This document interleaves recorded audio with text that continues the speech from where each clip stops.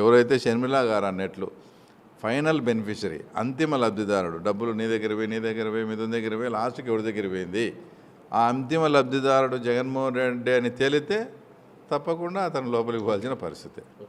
ఆ తర్వాత వైఎస్ వివేకానంద హత్య కేసులో ప్రధానంగా పులివెందులలో ప్రతి క్షణం మీకు తెలుస్తూ ఉంటుంది ప్రతి పాయింట్. ఇటీవల అవినాష్ రెడ్డికి సంబంధించి క్యూరింగ్ కూడా వచ్చింది. ఇప్పుడు పరిస్థితి ఎట్లున్నది అవినాష్ రెడ్డి ఈ కేసు? అవినాష్ రెడ్డి హైకోర్టులో బెయిల్ ఇచ్చేటప్పుడు కూడా సాక్షులను ప్రభావితం చేయకూడదు, సాక్షులను బెదిరించకూడదు అనేది ఒక క్లాజ్ పెట్టి ఇచ్చారు. దాని మీదనే నాకు తెలిసి సునీతమ్మ గారు సుప్రీంకోర్టుకు పోయినారు.